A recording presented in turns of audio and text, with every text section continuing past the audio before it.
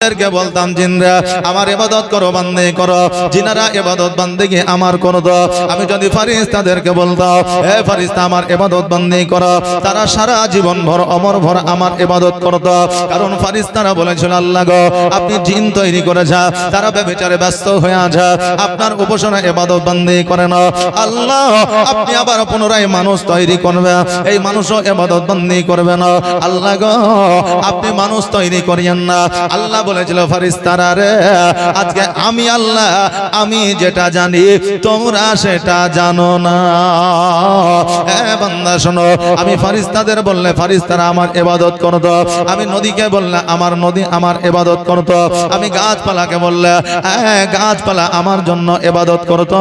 কিন্তু তাদের জন্য আমি জান্নাত জাহান্নাম বানাই নয়, একমাত্র মানুষের জন্য জান্নাত জাহান্নাম বানিয়েছে।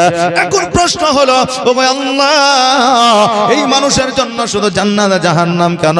আল্লাহ বলে বান্দারে একটা গাছ যখন জগতের মধ্যে থাকে, ওই গাছটা যতদিন পর্যন্ত আমার জিকির আজগার করে ততদিন পর্যন্ত এই গাছটা জিন্দা থাকে। একটা নদী যতদিন পর্যন্ত আমার জিকির আজগার করে ওই নদীতে ততদিন পর্যন্ত পানি প্রবাহিত হয়। এরা যেই দিন আমার জিকির বন্ধ করে দেয় তাদের সেই দিন মওত হয়ে যায়। যেই দিন নদী আমার জিকির বন্ধ করে দেয় সেই দিন নদীর পানি শুকায়া যায়। যেই দিন পাখিরা আমার জিকির বন্ধ করে দেয় আকাশে উড়তে উড়তে মৃত্যুবরণ করে জমিনে পড়ে যায়। এটাই তাদের জন্য শাস্তি। জোরে বলেন সুবহানাল্লাহ। কিন্তু বান্দারা যদি আমার ইবাদত ভুলে যায় তবু তাদের অক্সিজেন বন্ধ করি না। বান্দারা যদি আমার ইবাদত ভুলে যায় তবু তাদের রুজি বন্ধ করি না। বান্দারা যদি আমার ইবাদত ভুলে যায় তবু তাদের মৃত্যু দিই না। বান্দারা যদি আমার ইবাদত ভুলে যায় তবু তাদের কোনো ক্ষয়ক্ষতি করি না। এই জন্য বান্দাদেরকে সবার শেষে তাদের বিচার হবে, আর যেই দিন বিচার হবে তাদের স্থান হবে জান্নাত বা জাহান্নাম। জোরে বলেন সুবহানাল্লাহ। এ বেরাদার, জান্নাত শব্দটা হলো আরবি শব্দ, আর বেহেশত শব্দটা হলো ফারসি শব্দ, স্বর্গ শব্দটা হলো বাংলা শব্দ। কথা বুঝলেন না? এখন আমরা যদি স্বর্গ বলি তো কি বলবে?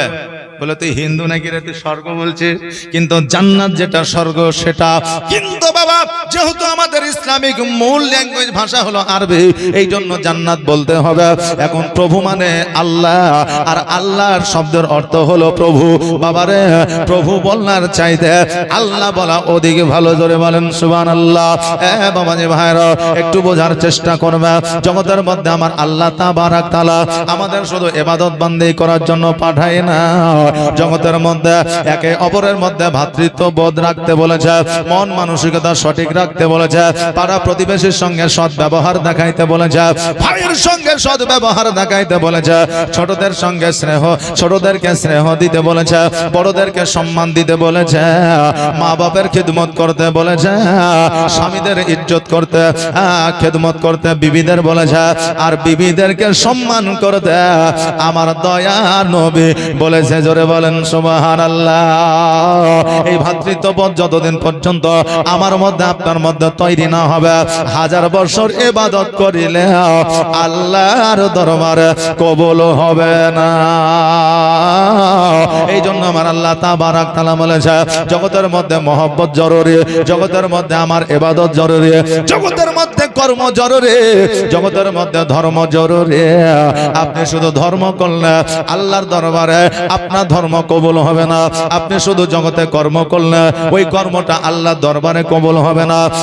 কেন না আজকে বিবাহ করলেন, সন্তানাদি হইল, ওই বিবি আর সন্তান আদিকে ক্ষুধার্ত রাখিয়া জঙ্গলের মধ্যে সারা রাত সারাদিন ইবাদত বান্দেগি করেছে। এই দিকে বিবি সন্তানেরা হাউমাউ করে কান্না করেছে খাবারের অভাবে। আল্লাহ বলে বান্দারে ওই ইবাদত আমি আল্লাহ কবুল করি না।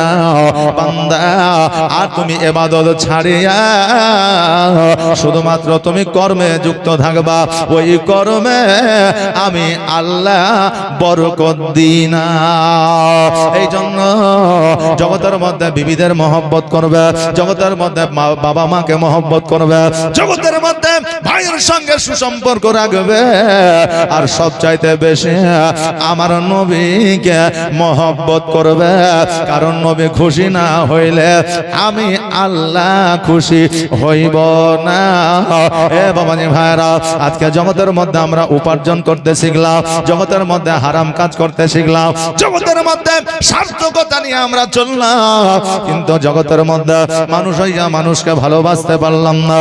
আমরা মানুষ হইয়া আমার নবীজিকে মহব্বত করলাম না।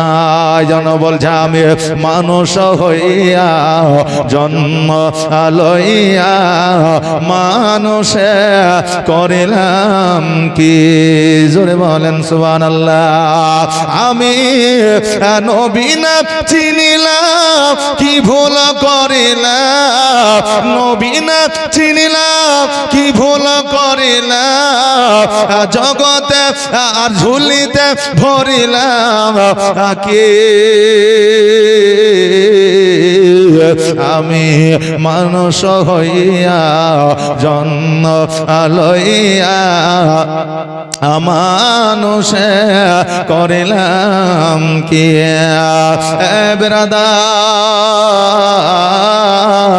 আজকে দয়ার নবী মুস্তাফা সাল্লাল্লাহু তাআলা আলাইহি ওয়াসাল্লাম জগতের মধ্যে আসিয়া ইসলামের প্রচার ও প্রসার মানুষের ঘরে ঘরে, মানুষের বাড়িতে বাড়িতে, মানুষের জবানে জবানে, মানুষের মস্তিষ্কে আমার দয়ার নবী পৌঁছায়া দিয়েছে। তবে আমার নবী যে মানুষের জবানে কালেমার দাওয়াত পৌঁছে দিয়েছে, কাউকে তলোয়ারের আঘাত দিয়ে কালেমার দাওয়াত দেয় নাই। আমার নবী যে কারোর প্রতি অত্যাচার করে, আমার নবী তা কালেমার দাওয়াত পৌঁছে দেয় না। আমার নবী যে কাউকে রাজনীতির মধ্যে ফেলাইয়া, আমার নবী যে কাউকে কালেমা পড়ায় না। আমার নবী যে সৎ ব্যবহার দেখায়া, সুন্দর চরিত্র দেখায়া মানুষের ঘরে ঘরে ইসলামের প্রচার ও প্রসার করেছে। জোরে বলেন সুবহানাল্লাহ। বাবানি ভাইরা, আমার নবী যখন বক্তব্য রাখতা, আমার নবী যখন কোরআন তেলাওয়াত করতা, আমার নবী যে রাস্তা দিয়ে যখন চলতা, হাজারো মানুষ ধর্মিক বেধর্মিক সকলে আমার নবীজিকে সুসম্মানে সম্মানিত করতেন। বাবা, আজকে ওই নবীর উম্মত আমরা, আজকে আমাদের আখলাক চরিত্র কেমন দেখেন। গ্রামের মানুষ, শহরের মানুষ তো দূরের কথা, আমার নিজের মায়ের পেটের ভাই আমাকে দেখতে পারে না। আছে না নাই বাবা? আছে না নাই? আছে। এই জন্য নিজের বাপ মা, নিজের ভাই বোনের কাছে ভালো হয়ে যা, পাড়া প্রতিবেশীর কাছে ভালো হয়ে যা, আমার আল্লাহর কাছে ভালো হয়ে যাবে। আর মসজিদে নামাজ পড়লে, আর বাড়িতে আসিয়া অপরের আল কেটে খাইলা, মসজিদে নামাজ পড়লে সুদ খাইলেন, ঘুষ খাইলা, মসজিদে নামাজ পড়লে বেঈমানি করলে, মসজিদে নামাজ পড়লে আপনার গরিবের প্রতি জুলুম করলে, মসজিদে নামাজ পড়লে বিবির প্রতি অত্যাচার করলে, আজকে মসজিদে নামাজ পড়লে বোনের হক মেরে খাইলে, ওই নামাজ আল্লাহর দরবারে কবুল হবে না। শুধুমাত্র হাঁটুতে আর কপালে ঘটা ফেলা হবে, কাজ কিছু হবে না। কথা বলছেন না? কাজ কিছু হবে না। এই জন্য বাবারা, আল্লাহর ইবাদত করতে গেলে আগে দিলটা, মনটা পরিষ্কার করতে হবে, আগে অন্তরটা পরিষ্কার করতে হবে, তবে আল্লাহর ইবাদত আল্লাহর দরবারে কবুল হবে। হ্যাঁ বাবা, মূলত আলোচনায় আপনাদের জন্য চলে যায়, যেহেতু 3 দিন আপনারা হাই হাই করে চলে যায়, জীবনে আমরা মন ভরে শুনতে পাইলাম না, চিন্তা আপনাদের মধ্যে আছে, আমার মা বোনদের মধ্যে আবার অনেকেরই আছে। কারণ এই এলাকার মানুষ জীবনী শুননেওয়ালা মানুষ নাকি বলে, এরা এত জীবনী শুনেছে, যদি মৌলবি ভুল করে তো পাবলিক ভুল করবে না, তাই না? একজন নামাজ পড়তে গেছে আসরের, এখন আসরের নামাজ পড়তে গিয়ে সবাই নামাজ পড়েছে, দোয়া হয়ে গেছে, বার হস হয় মৌলবি সাহেব দাঁড়ান, কি হলে বলে 1 রাকাত নামাজ ছুটে গেছে। অন্যান্য মুসল্লি তাই হয়, আমিও নামাজ পড়লাম, তুইও পড়লি, মৌলবিও পড়লো, কেউ ভুল ধরতে পারলো না, আর তুই ধরে এলি, তার মানে না নামাজ 4 রাকাতে হয়ে যাবে, না 1 রাকাত ভুল হয়ে যায়। তুই কি করে জানলে বল? বলছে আমার 4টা বেটার দোকান আছে বিএসএফ মোড়ে, 4টা বেটার 4টা দোকান বিএসএফ মোড়ে আছে। আমি যখন আসরের নামাজ পড়তে যাই, একটা রেখাতে একটা বেটার দোকানের হিসাব করে 3 বেটার হিসাব হয়েছে, একটা বেটার দোকানের হিসাব বাকি আছে। মানে আমি বুঝতে পারছি এক রেখাতে নামাজ কম হয়েছে। এক ওয়াক্ত নামাজ, এক রাকাত নামাজ কম হয়ে যায়। তিন বেটার দোকানের হিসাব হয়ে যায়, একটা বেটার দোকানের বাকি আছে, এর মানে একটা রাকাত নামাজ কম হয়ে যায়। বাবারে আজকে ইমাম ভুল করতে পারে, মুসল্লি ভুল করবে না, এখন জীবনী বক্তা ভুল করতে পারে, কিন্তু শ্রোতা ভুল করবে না। কারণ মালদার বুকে এত জীবনী হয়, অন্য ডিস্ট্রিক্টে পাওয়া যায় না। এই জন্য এটা জীবনীর দেশ বলা হয়। কার জীবনে? আমার নবীর জীবনীর দেশ। এই জন্য আজকে এই মালদাটা সবার উপরে নামটা ভাসে, বলে এরা নবীর প্রেমিক, এদের প্রতি আগে জুলুম কর। যত নবীর প্রেমিক দেখবেন তাদের উপরে জুলুম বেশি হয়। হ্যাঁ বাবাজি ভাইরা, আজকে আপনাদেরকে বলে দিয়ে যায়, আমার নবী মুস্তাফা সাল্লাল্লাহু তাআলা আলাইহি ওয়াসাল্লাম খুব কষ্ট করে আপনার অতি কষ্টের মাধ্যম দিয়ে ইসলাম প্রচার করেছে। আজকে আমরা অতি সহজে ইসলাম পেয়ে গেছে। এই জন্য আমরা নামাজ পড়ি না, রোজা করি না, হজ করি না, যাকাত দিই না, আমরা পিতা মাতার খিদমত করি না, স্বামীকে অনীহার চোখে দেখে স্বামীর সেবা আমরা করি না। মারে আজকে আপনাদেরকে বলে দিয়ে যায়, মা বোনদের মধ্যে তিনটা গুণ যতক্ষণ পর্যন্ত না থাকবে, ওই মা কখনোই জান্নাতি হতে পারবে না। এই তিনটা গুণ কি কি একবার জেনে নে। মেকআপ করা নয়, লিপস্টিক লাগানো নয়, সুন্দর চুড়িদার, ফ্রক চুড়িদার আর শাড়ি পরা নয়, সুন্দর করে একদম মিষ্টি ভাষা কথা বলানো। এই তিনটা ঐতিহ্য হলো, তিনটা গুণ হলো। এক নম্বর হলো আল্লাহর ইবাদত, দ্বিতীয় নম্বর হলো পর্দার সহিত চলা, তৃতীয় নম্বর হলো স্বামীর খিদমত করা। জোরে বলেন সুবহানাল্লাহ। এই তিনটার মধ্যে একটা গুণ যদি মা বোনদের মধ্যে না থাকে, যতই ইবাদত বান্দি করুক না কেন, আল্লাহর দরবারে কবুল হবে না। এই জন্য মা বোনদের বলবো, মারে নামাজ পড়ো আর পর্দার সহিত চলো, স্বামীর খিদমত করো, আল্লাহ তোমার জন্য জাহান্নামকে হারাম বানায়া দিবে। জোরে বলেন সুবহানাল্লাহ।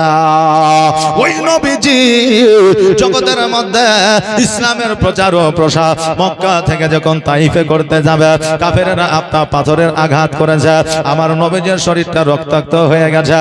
আমার আল্লাহ বলে, জিবরিল রে যাও যাও যাও, আমার নবীজিকে জানায়া দাও, কারণ আমার নবীর কষ্ট আমি আল্লাহ সহ্য করতে পারি না। একবার যদি আমার নবী হাত দুখানা তুলে দেয় আর যদি বরদোয়া করে দেয়, আমি আল্লাহ আমার নবীকে রাজি ও খুশি চাই, জগৎ আমি চাই না, এখনই জগৎ ধ্বংস করে দেব। জিবরিল আমিন আমার নবীকে বলল, নবী গো, আপনাকে আল্লাহ তাবারাক তাআলা মেসেজ পাঠিয়েছে, পয়গাম পাঠিয়েছে, চিঠি পাঠিয়েছে, একবার আপনি আল্লাহর দরবারে দোয়া করে দেন, আল্লাহ জগৎকে ধ্বংস করে দেবে, আপনার কষ্ট সহ্য করতে পারে না।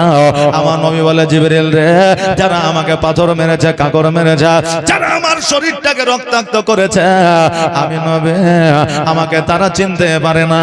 যেই দিন তারা আমাকে চিনবে, তারা পাথর মারা ছেড়ে দিয়া আমার পায়ের তলে তারা চুম্বন করবে। জোরে বলেন সুবহানাল্লাহ।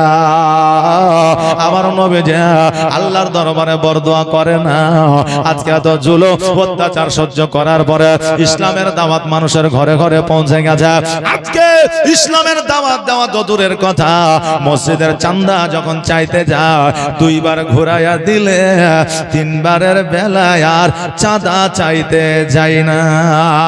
বলে এই লোকটা বড় কিপন আছে, কিপটা আছে, আর যাওয়া যাবে না, ওর লজ্জা নাই, আমাকে লজ্জা লাগে। বলে কে বলে না বাবা রে, আজকে আপনার জন্য, আপনার মায়ের জন্য, বাপের জন্য, ভাইয়ের জন্য কারো বাড়ি চাইতে যান না, মসজিদের জন্য যান, আল্লাহর ঘরের জন্য যান। এই জন্য আপনি আল্লাহর স্টাফ, আপনি আল্লাহর কর্মচারী, এই জন্য আপনার লজ্জার কোনো কারণ না। যারা মসজিদের চাঁদা আদায় করে, যারা মসজিদের সেক্রেটারি হয়, যারা জালসার কমিটি হয়, এদের তো বড় সৌভাগ্য, এ দায়িত্ব আল্লাহ সবাইকে দেয় না। সবাই পায়। আমি বলবো মন্ত্রী হব, হওয়া যাবে, আমি বলবো কমিটি হব, আমাকে কমিটি জোর করে পাওয়া যাবে, যাবে না। বাবারে তকদির নসিবে থাকা দরকার আছে। কারণ আমার আল্লাহ তাবারাক তাআলা উনার ঘরের খিদমত যাদের কাছ থেকে নেবে আল্লাহ তাদেরকে কমিটি সদস্যর মধ্যে আল্লাহ যুক্ত করবে। জোরে বলে সুবহানাল্লাহ। আমার নবী যে যখন বাবা নিজ বাসভবনে গেল, আবু বকর সিদ্দিক রাদিয়াল্লাহু তাআলা আনহু আমার নবীর কাছে যাইয়া বলে, ইয়া রাসূলুল্লাহ, ইয়া হাবিবাল্লাহ, নবী গো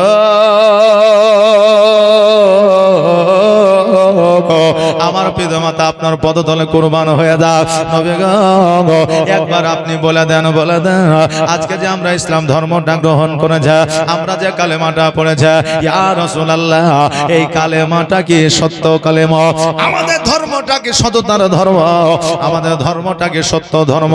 আমার নবী বলে, আবু বকর আজকে ইসলাম ধর্মটাই সততার ধর্ম, ইসলাম ধর্মটা সত্যের ধর্ম, ইসলাম ধর্মটা আল্লাহর মনোনীত ধর্ম। এখন আবু বকর বলছে, নবী গো যদি এটা সত্যের ধর্ম হয় প্রচার প্রসার কেন লুকায়িত হবে? যদি সত্যের ধর্ম হয় প্রকাশ্যে প্রচার হবে।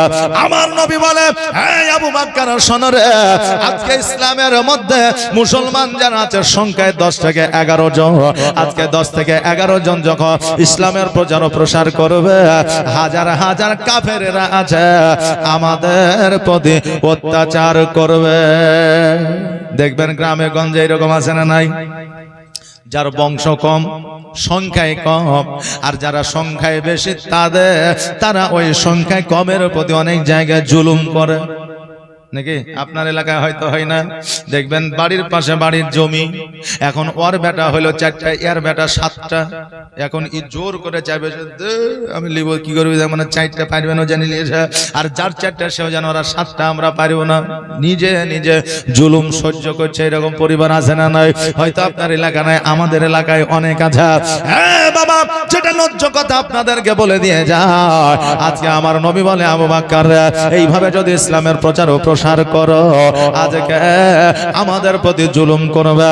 আবু বকর বলে, নবী গো আজকে ইসলামের প্রচার ও প্রসার করতে যাইয়া যদি আমাদের মওত হয়ে যায় তবু আমরা প্রকাশ্যে ইসলাম প্রচার করব। জোরে বলা যাবে না সুবহানাল্লাহ। বাবাজি ভাইরা, আমার মায়েরা, এবার আমার নবী মুস্তাফা সাল্লাল্লাহু তাআলা আলাইহি ওয়াসাল্লাম 11 জন সাহাবীকে ডাকলে, আর ডাকার পরে আমার নবীজি বলে, এই আমার সাহাবীরা, ইসলামের জন্য, আমার কালেমার জন্য, আল্লাহর ধর্মের জন্য আজকে কে কে প্রাণ দিতে চাও? জীবনকে দিতে চাও? কেউ যেন মাথা উঁচু করে না।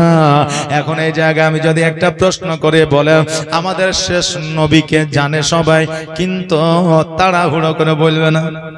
এখন যদি বলে কে কে জানা, হাত তোলেন, তুলবে না, একজন তুললে সবাই তুলবে, সিস্টেম এটা। দেখবেন এই নদী পার হয়, কেউ পার হয়েছে না, পানি কম আছে না বেশি আছে, যেই একটা ছাগল বা একটা মানুষ পার হয়ে যাবে সবাই তখন লাইন দিয়ে দিবে নাকি বলে যে, তো ওই রকম কেউ হাত তুলছে না। আবার এটাও আমি ভুল বললাম যে সবাই জানে যে শেষ নবীকে, সবাই কিন্তু জানে না। হ্যাঁ, সবাই জানে, সবাই জানে না যে আমাদের শেষ নবীর নাম কে। বাংলাদেশে এক সাংবাদিক এক মেয়েকে, একজনকে জিজ্ঞাসা করেছিল যে আমাদের শেষ নবীর নাম কি, তো বলছে শেখ হাসিনা। অনেকে দেখেছেন হয়তো, হ্যাঁ, লাইভ ফেসবুকে। ওকে বলছে আমাদের শেষ নবীজির নাম কি, তো বলছে শেখ হাসিনা। তাহলে ও মুসলমান মোটামুটি 40 বছর বয়স হয়ে গেল, আর হয়তো 5 বছর থাকবে, তারপরে ওর সুগার হবে, কোলেস্ট্রল হবে, থাইরয়েড হবে, স্ট্রোক হবে, তারপরে হার্ট স্ট্রোক হবে, কদিন বাঁচবার কোনো গ্যারান্টি নাই, মানে ওয়ারেন্টি শেষ নাকি? তাহলে ওই জানে না যে আমাদের শেষ নবীর নাম কি। আমাদের বাচ্চা কাচ্চা জুয়ান ছেলে এরা তো ফ্রি ফায়ার আর পাবজি নিয়ে ব্যস্ত, এরা কি জানে নাকি বলে? তবে অনেকে জানে, অনেকেই জানে না। আমাদের শেষ নবীর নাম হলো মুহাম্মদুর রাসূলুল্লাহ সাল্লাল্লাহু তাআলা আলাইহি ওয়াসাল্লাম। বাবজি ভাইরা, আমার নবী বললেন, ইসলামের জন্য কে জীবন দিতে পারবা? একবার বলো। কেউ যেন মাথা উঠায় না। আমার আবু বকর সিদ্দিক রাদিয়াল্লাহু তাআলা আনহু উনি হাত কানা উঠা বললেন, নবী গো আজকে ইসলামের জন্য যদি আমার প্রাণ দিতে হয়, জীবন দিতে হয়, আমি আবু বকর আমি রাজি আছি। খুশিও আছি। যেমন আবু বকর হাতখানা উঠায়ছে, অমনি যেন বাবা বাকি 10 জন সাহাবী হাত উঠায়ছে। এবার আমার নবী বললেন, আবু বকর যাও যাও বাড়ির দিকে যাও, আগামী কালকে থেকে ইসলামের প্রচার ও প্রসার প্রকাশ্যে শুরু হয়ে যাবে। আবু বকর রাস্তা দিয়ে চলে যায়, হঠাৎ করে চতুর্দিক থেকে যেন বৃষ্টির ন্যায় পাথর পড়তে আসে। আবু বকরের শরীরে ছুঁচলো পাথরের আঘাতে আবু বকরের শরীরটা রক্তাক্ত হয়ে গেল। আবু বকর বলে, আল্লাহ আজকে কারো অন্যায় করি নাই, কারো প্রতি জুলুম করি নাই। আল্লাহ গো, আমি আবু বকর আমার কোনো দুশমন না, আজকে কারা আমাকে পাথর মারা? আবু বকর বলে, শোনো রে, আজকে আমাকে তোমরা কারা পাথর মারতে আছো? হ্যাঁ জালিমেরা শোনো, আজকে আমাকে পাথর কেন মারো? তোমাদের তো কোনো অন্যায় করি নাই।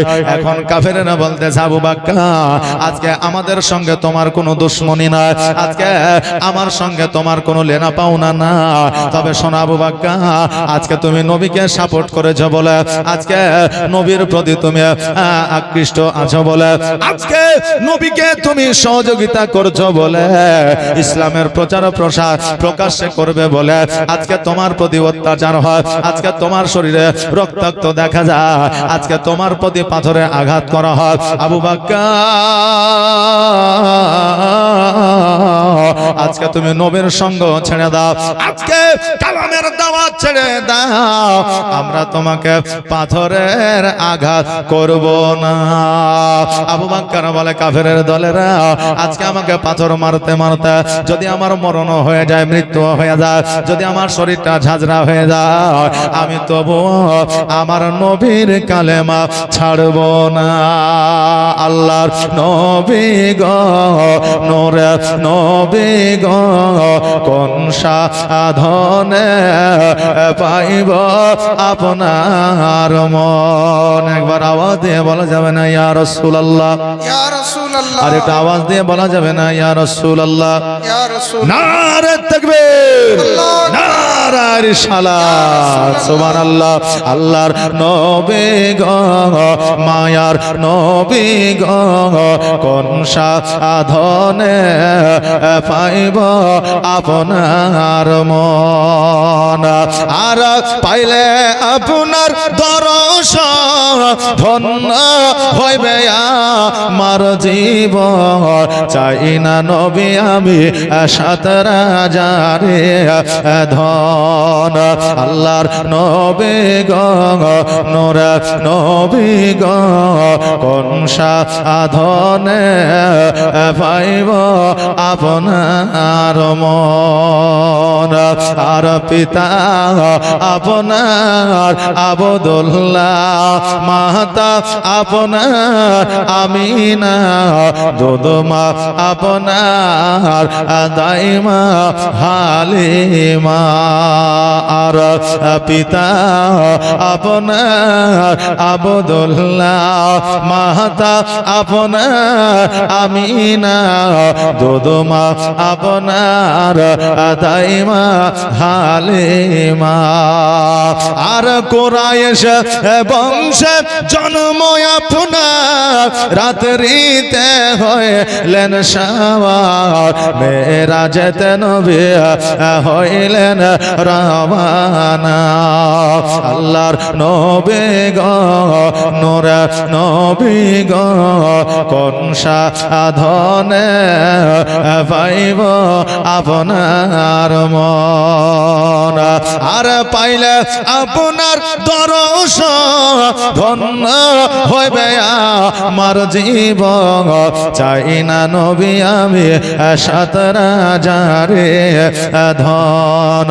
আল্লাহর নবী গো, নূরে নবী গো, কোন সাধনে পাইব আপনার মন?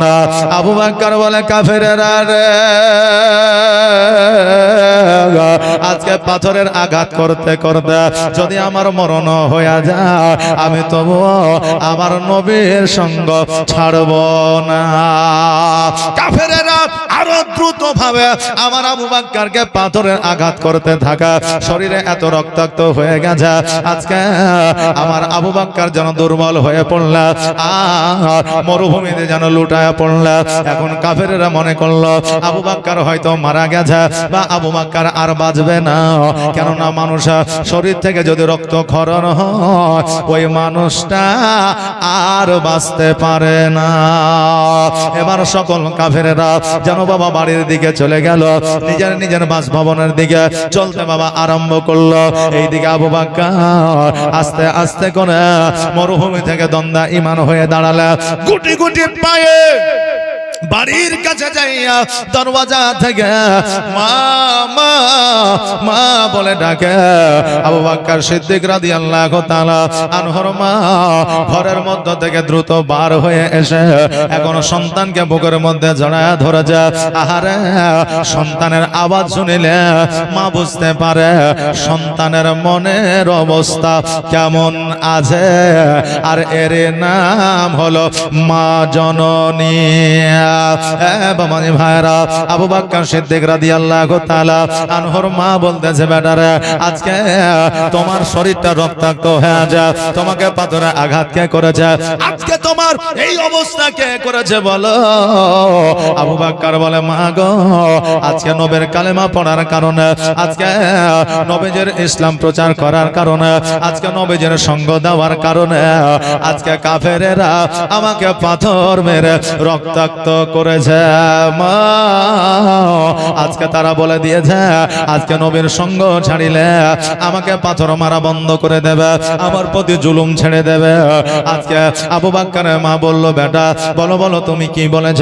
আবু বকর বলে, মা গো, আমি তাদেরকে বলে দিয়েছে আমার জান ও প্রাণ জীবন যতক্ষণ আছে আমি নবীর কালমা ছাড়ব না। মা বলল, বেটা রে, আমি এই জন্য তোমাকে অনেক ভালোবাসি।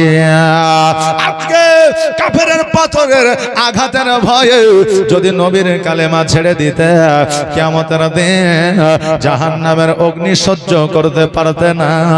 আর আজকে নবীর কালেমা যখন আঁকড়ে ধরে আছো, জগতের মধ্যে হয়তো একটু কষ্ট হবে, কিন্তু কিয়ামতে আল্লাহর জান্নাত তুমি পাইবে।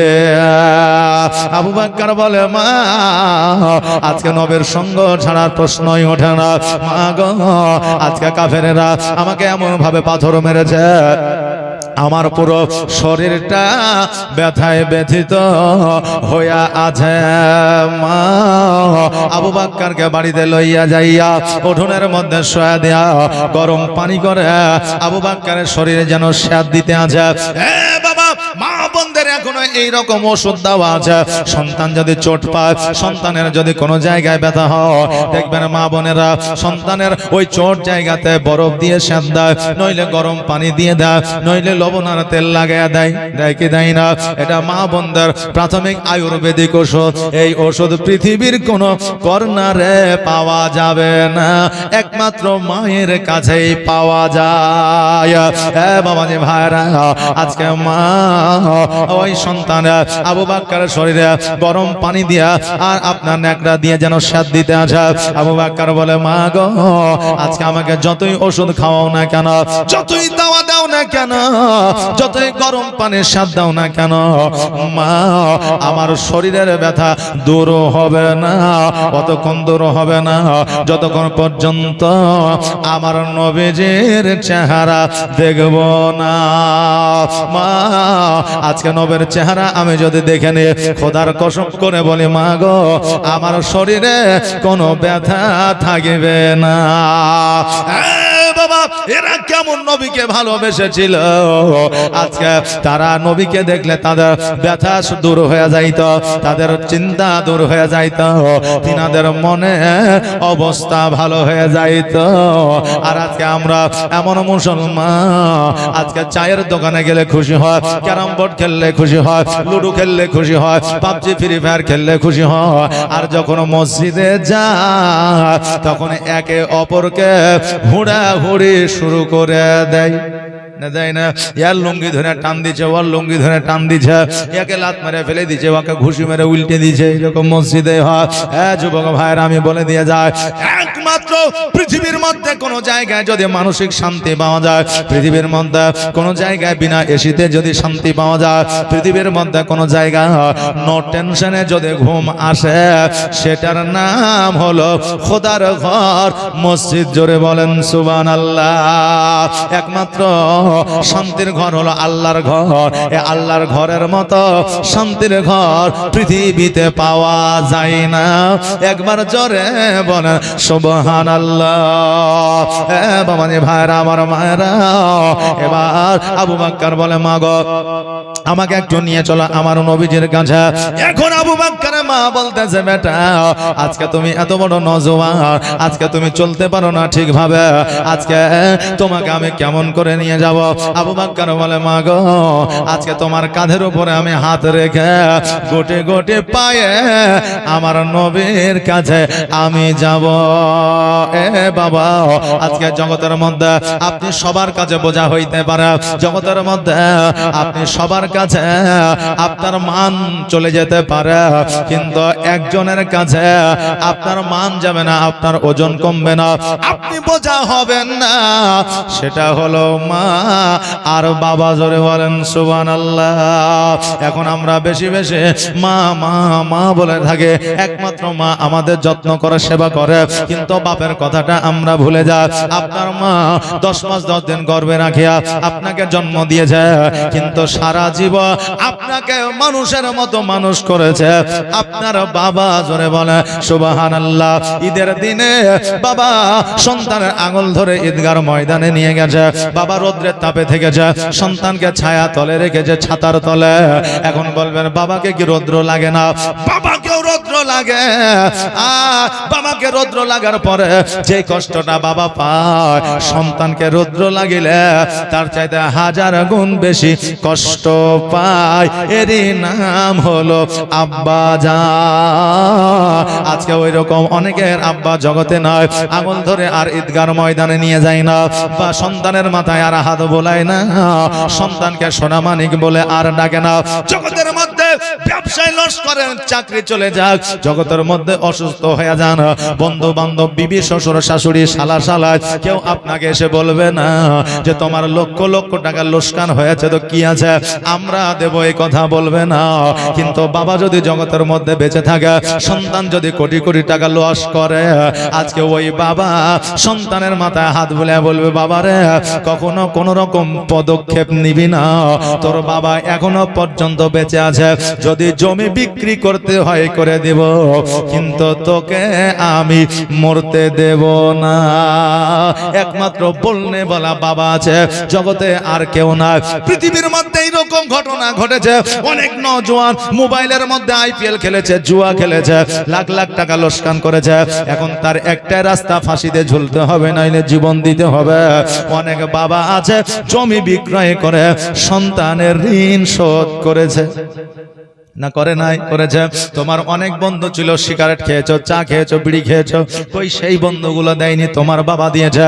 এই জন্য বাবা যতদিন পর্যন্ত বেঁচে আছে বাবাকে সম্মান করো, বাবার খিদমত করো, বাবাকে সুদৃষ্টিতে দেখো, কারণ বাবার মতো কাছের বন্ধু পৃথিবীতে আর কারো হবে না।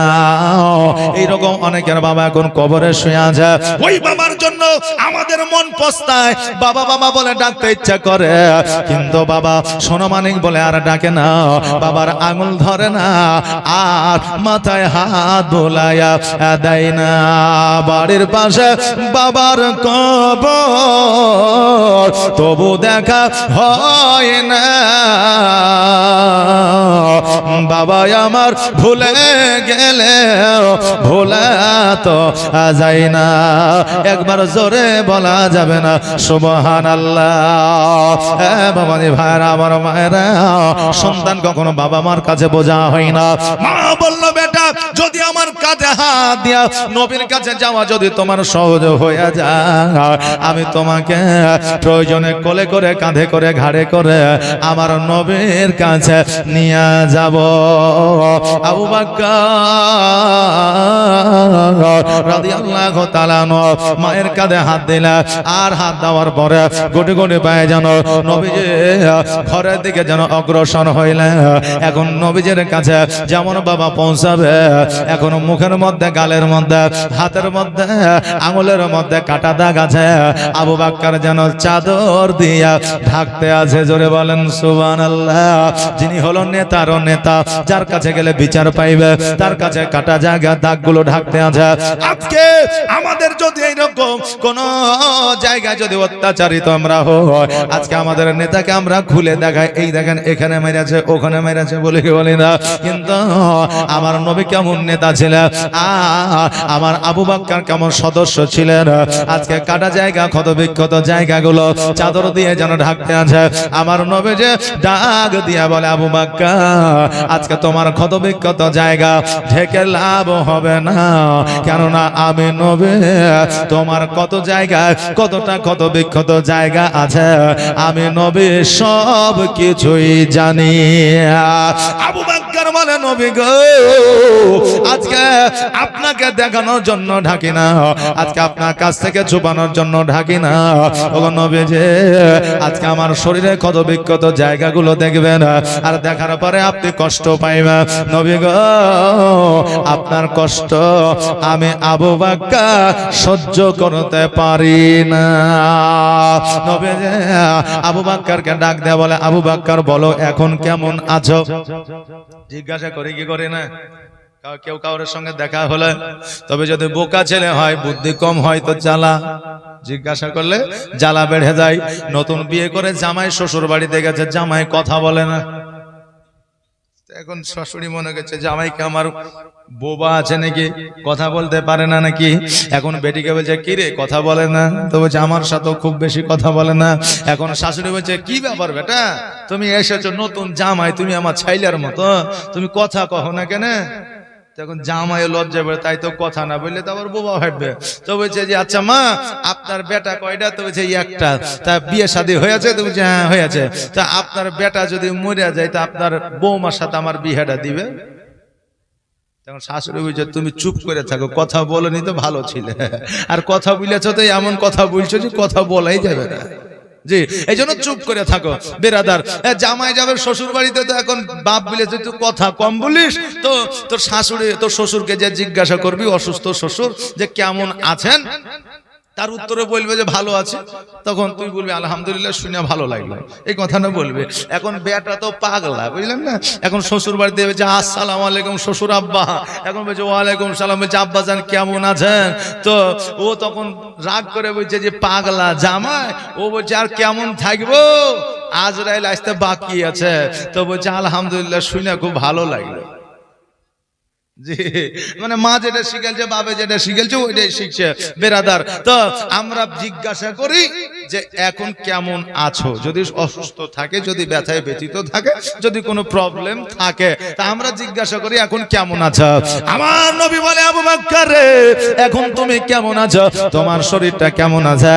আবু বকর বলে নবী গো আজকে আমার শরীরটা ব্যথায় ব্যথিত হয়েছিল, আমি থাকতে পারতেছিলাম না, কিন্তু নবী খোদার কসম করে বলে আপনার চেহারা যখন দেখে নিয়েছে, আমার শরীরে সমস্ত ব্যথা দূর হয়ে গেছে। বাবাজি ভাইরা আমার, ওমর ফারুক রাদিয়াল্লাহু তাআলা কিতাবের মধ্যে বর্ণনা করেছে, হযরত ওয়াইস করনি কিতাবের মধ্যে বর্ণনা করেছে, আমাদের শরীরে যতই রোগ বালা হোক না কেন, আমার নবীকে একবার যদি দেখে নিতাম, আমাদের শরীর থেকে রোগ বালা দূর হয়ে যাইতো। একবার জোরে আওয়াজ দিয়ে বলেন সুবহানাল্লাহ। বাবাজি ভাইরা আমার নবীজি বললেন আবু বকর শোনো, আমার আল্লাহ তাবারক তাআলা একটা পয়গাম দিয়েছে, একটা চিঠি দিয়েছে। বলে কি? বলে চিঠিটা হলো, পয়গামটা হলো আজকে কাফেরের অত্যাচার বেড়ে গেছে, আজকে কাফেরের জুলুম বেড়ে গেছে, এই জন্য মক্কা থেকে আমাকে মদিনায় যাইতে হবে। পয়গাম দিয়েছে মক্কা থেকে মদিনায় আমাকে যাইতে হবে। কখন সময় দিয়েছে? আমার আল্লাহ কোনো সময় দেয়নি, টাইম দেয়নি, তবে আমাকে মক্কা ছেড়ে মদিনায় যেতে হবে। আবু বকর অঝার নয়নে কান্না করতে আসে, বলেন নবী গো, আপনি মক্কা ছেড়ে মদিনায় যাবে, আমি আবু বকর কেমন করে থাকবো? ইয়া রাসূলুল্লাহ, আপনাকে একটা বেলা না দেখিলে আমার দিন অতিবাহিত হয় না, রাত্রি অতিবাহিত হয় না। ইয়া রাসূলুল্লাহ, আপনি মক্কা থেকে মদিনায় যাবে, আমি আবু বকর আমি কেমন করে বেঁচে থাকবো? মোহাব্বত কাকে বলেন দেখে, আজকে আমরা নারীর প্রেমে পাগল, সন্তানের প্রেমে পাগল, আজকে টাকার প্রেমে পাগল, আমরা নবীর প্রেমে পাগল হইতে পারলাম না।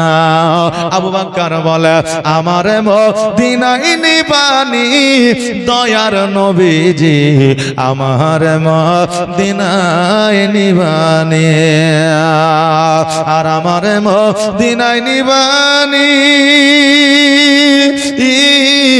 ও দয়ার নবী গো, আমারে মদিনায় নিবানি দয়ার নবীজি, আমারে মদিনায় নিবানি নবী, আমারে মদিনায় নিবানি নবীজি, আমারে পাগল বানায়া আজ মদিনায় লুকায়া, জোরে বলেন সুবহানাল্লাহ। নবীজি আমারে পাগল বানায়া আজ মদিনায় লুকায়া, অন্তরেতে অন্তরেতে অন্তরেতে মদিনার পরাণে নবী, অন্তরেতে মদিনার পরাণে দয়ার নবীজি, আমার মদিনায় নিবানে, তুমি আমার মদিনায় নিবানে দয়ার নবীজি, আমার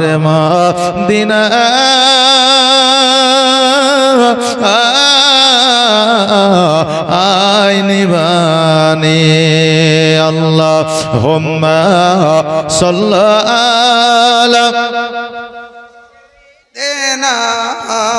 মাওলানা মুহাম্মদ ওয়ালা আলি সাইয়্যিদিনা মুহাম্মদ সাল্লাল্লাহু তাআলা আলাইহি ওয়াসাল্লাম। আবু বকর বলে, নবী গো, আপনি মক্কা ছেড়ে মদিনায় যাবে, আমি আবু বকর কেমন করে থাকব? আমার দিনটা রাত্রিটা কেমন করে কাটবে? ইয়া রাসূলুল্লাহ, আপনি যদি আমাকে ছেড়ে যান, ওগো নবীজি, আমি আবু বকর আর বাঁচব না। এ বিরাদার, আজকে জগতের মধ্যে নবীকে প্রেম করেন, ভালোবাসে, কোন জ্বালা যন্ত্রণা ব্রেকআপ শেকআপ হবে না। এই জগত মঙ্গল হবে, পরের জগত মঙ্গল হবে। আর জগতের মধ্যে নারীর প্রেমে পড়বে, নারী পুরুষের প্রেমে পড়বে, একটা সময় বলবে শান্তি পাইলাম না, একটা সময় ব্রেকআপ হইতে পারে, একটা সময় সারা জীবন কেন্দে কেন্দে জীবন পার করতে হতে পারে। কেন না আপনি বলবেন, আমি তো পীড়িত করতে আছে, আমাকে বড় ভালো লাগে, 10 দিন 11 দিন 1 মাস 2 মাস ভালো লাগবে। তুমি চিন্তা করো, তোমার চাইতে বড় রাজা প্রজারা ছিল, তারাও প্রেম করেছিল, শান্তি পাই নাই জগতের প্রেমে। কেন না লাইলি মজনু রাজা ছিল, রানী ছিল, কিন্তু তারা মরুভূমিতে জীবন দিয়েছিল, খাবার একবেলা পাই না, শরীফার হাত ছিল, তারাও জগতের প্রেমে জ্বালা যন্ত্রণা সহ্য করেছিল। বাবারে, শাহজাহান বাদশা মমতাজের জন্য তাজমহল বানিয়েছিল, এটা ঠিক, কিন্তু প্রেম করিয়া শান্তি পাই নাই। জগতের প্রেমে বাবা শান্তি পাওয়া যাবে না। আর আমার নবীকে যদি প্রেম করে, এই জগত মঙ্গল হবে, পরের জগত মঙ্গল হবে। জোরে বলেন সুবহানাল্লাহ। এই জন্য কোন কবি, কোন কেউ আপনার সিঙ্গার গানের মাধ্যমে বা আপনার কবির মাধ্যমে বলেছিল, জগতের পীড়িত ভালো না, পীড়িতে বাবা শান্তি পাওয়া যায় না। জগতের মধ্যে যে যেমন যতই টাকা পয়সা বালা হোক না কেন শান্তি পাবে না যতক্ষণ পর্যন্ত সবার চাইতে আমার প্রিয় নবীজিকে মহব্বত বেশি না করবে ততক্ষণ পর্যন্ত শান্তি পাওয়া যাবে না। বাবার আবু বকর বলল নবী গো আমাকে কে সঙ্গে নিয়ে মদিনায় যাবেন না? আবু বকর যখন এই কথা বললেন নবী আমার বলে আবু বকর মক্কা ছেড়ে মদিনায় যাইতে হবে, এই কথাটা আমি তোমাকে বলেছি, আমাকে মক্কা ছেড়ে মদিনায় যাইতে হবে, এই কথাটা তোমার কানে আমি উঠায় দিয়েছি। আবু বকর শোনো আমি তোমাকে ছাড়া কোনোদিনও কোথাও যাই না, মক্কা ছেড়ে যখন মদিনায় যাব সেই দিন তুমি আমার সঙ্গে থাকবে। জোরে বলেন সুবহানাল্লাহ। আবু বকর তবে কখন যাব কোন সময়ে যাব আল্লাহ আমাকে এখনো পর্যন্ত সময় নির্ধারিত করে দেয় না, তবে আবু বকর রেডি থাকিও তৈরি থাকিও, আমার আল্লাহ যখন আমাকে বলবে তোমাকে সঙ্গে করে মক্কা থেকে মদিনায় রওনা হব। বাবাজি ভাইরা আমার নবী মুস্তাফা সাল্লাল্লাহু তাআলা আলাইহি ওয়াসাল্লাম দিনগুলোকে অতিবাহিত করতে আসা এইদিকে বাবা আবু জাহেল অত্যাচার যেন শুরু হয়ে গেছে, কারণ ইসলামের প্রচার ও প্রসার শুরু হয়ে যায়। আবু জাহেল চিন্তা করে নবীর প্রতি যতক্ষণ পর্যন্ত জুলুম অত্যাচার না করা হবে ততক্ষণ পর্যন্ত তার কালেমার দাওয়াত বন্ধ হবে না, ততক্ষণ পর্যন্ত তাকে দমন করা যাবে না, ইসলামের প্রচার ও প্রসার বন্ধ হবে না। তার সৈন্যদেরকে তার দলবলকে বলল নবীকে যেথায় পাইবা সেথায় তোমরা তাকে কতল করো, কিন্তু বাবা তারা তো জানে না উনি হলেন আখিরি পয়গম্বর মুহাম্মদুর রাসূলুল্লাহ সাল্লাল্লাহু তাআলা আলাইহি ওয়াসাল্লাম।